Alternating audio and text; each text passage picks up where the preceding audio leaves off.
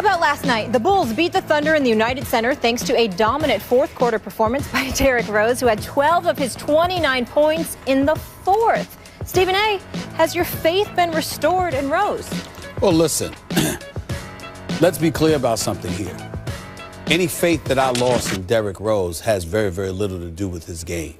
It has to do with his desire to actually play the game of basketball. That's what I've questioned in terms of his quotes, as Joakim Noah would say, says crazy stuff sometimes, gets him in trouble. That's what I've been concerned about with Derrick Rose. Certainly the injuries have you concerned, because when you go through the myriad of injuries, and TNT did an exceptional job last night of just doing, giving us an image of all the injuries he has suffered from. It's like, good Lord have mercy. He's got to wake up with pain in some area every single day. It's a miracle that he's still out there playing. But then he still goes out there. Russell Westbrook, his summer partner, he works out with him in the summer. He blew by him on a couple of occasions, took advantages of mismatches when Enes Kanter found himself switched over on Derrick Rose, along with other people. Still 0 for 9 from three-point range on the season, but found his mid-range game. I was impressed by his quickness, his first step, his explosiveness to the basket, his mid-range jumper. I liked all of those things. With Derrick Rose, there's always a question as to how long it can continue because of the injury issue. And it doesn't even have to be a severe one. Because of the multitude of injuries he suffered from, you never know how much the wear and tear of an 82-game schedule could wear on his body. And some days he doesn't seem to have the lift. He doesn't seem to have the speed. But when you see what you saw last night, it reminds you of how great this kid can be when he's got his game going. There's no question in my mind about that. So, one of the things that I said is that if you're Chicago, paying him $20 million this year, paying him $21 million next season, when you think about the possibility of him moving on, I said yesterday specifically on my radio show, I'm like, don't move him now, because he came into last night's game having scored 8 points, Skip, in each of the last 3 games. Well, you don't want to do anything with him when his market is low. What you want him to do is to go out there and play lights out. And then you entertain making a move or making a decision as to whether or not you're going to make the move. Right now, I was impressed with what I saw from him last night. There's no question. But I left feeling there were more questions about Oklahoma City than answers about Derrick Rose. But I was pleased with what I saw from him. And it's impossible, if you know the kid, to actually root against him. He's an incredibly nice kid, and we know that he can play when healthy. It's not like he's some scrub. He's just been suffering from the injury bug. But I saw what I saw last night, and if he can hit his mid-range game and display that kind of speed, he's going to do damage against an awful lot of guys in the NBA, and I think that it's going to bode well for the Chicago Bulls, because we've been looking at Cleveland, Miami, Washington, and Milwaukee, and we sort of forgot about Chicago because Tom Thibodeau had departed. Well, maybe if Derrick Rose keeps this up, we'll revisit the conversation, and it'll include Chicago. Gut feeling, will he keep this up to this level? Skip, I think as long as he's healthy enough to play, I don't want to say this level, but it's not going to be as bad as the single digits. I would say to you, do I think that Derrick Rose can average 18 to 20 a night? Yes. Not 29.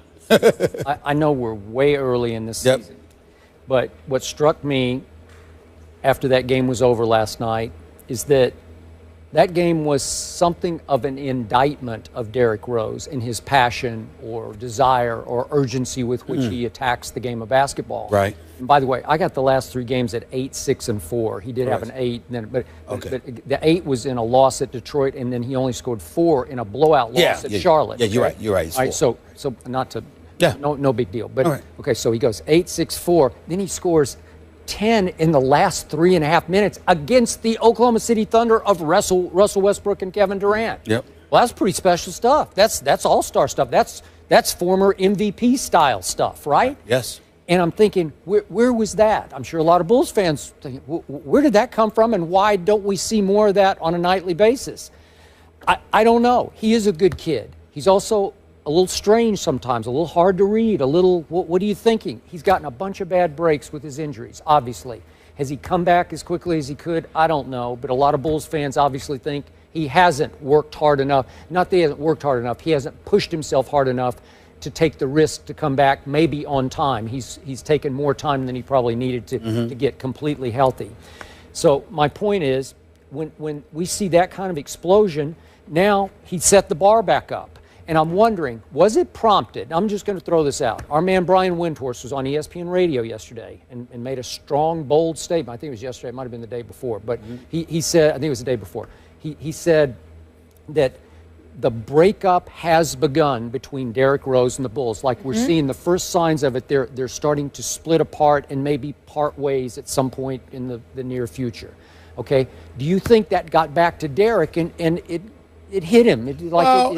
He said, I'm going to watch this. I'm going to give Derrick Rose the benefit of the doubt. That eye injury was legit. Yeah. Look at him, and you can tell how legit it was. Yeah. When he sits there and says, I'm still seeing double, and you look at his eye, one socket higher than the other, I mean, it's believable, okay? So you take that into account, and you talk about how you just had to sit on the couch for a couple of weeks. You weren't allowed to do anything, and just finding your rhythm, and raising your blood pressure up. All of those things are fair, and they're legitimate on his part. So because of that, I can't sit up there and just say, well, he just seemed to work harder in this game than he did in others. He may have been going through things in others that he didn't go through last night. But in the end, Brian Windhorst is absolutely correct.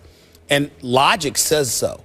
Because if you're the Chicago Bulls moving forward, how can you plan a future with Derrick Rose, considering not only the plethora of injuries he has suffered from and how much he's been debilitated despite his youth, but on top of it all, how so concerned he appears to be about it that he speaks about life beyond basketball seemingly at every turn. If you're the Chicago Bulls, that's not somebody that you can enjoy paying $20+ million to per year.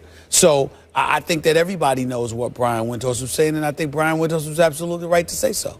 And by the way, just a quick thought on your man Westbrook. I know they were back-to-back, the Thunder, but he's now 1 for 12 in his last 2 fourth quarters. Just for the record, he only took 4 shots last night and missed all of them, but he made sure his man Kevin Durant took 8 shots and made 4 of them.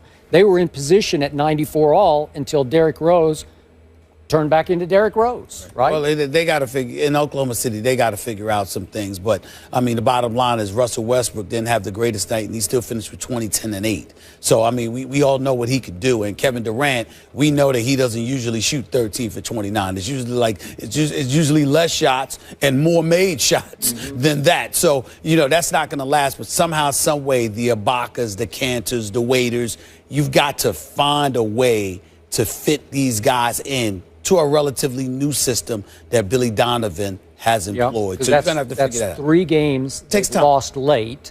And the one at Orlando, which I watched, they should have lost it late. And I told you, Russell banked in like a 40-foot three-pointer straight on at the buzzer to send it into overtime. Takes time. Takes time.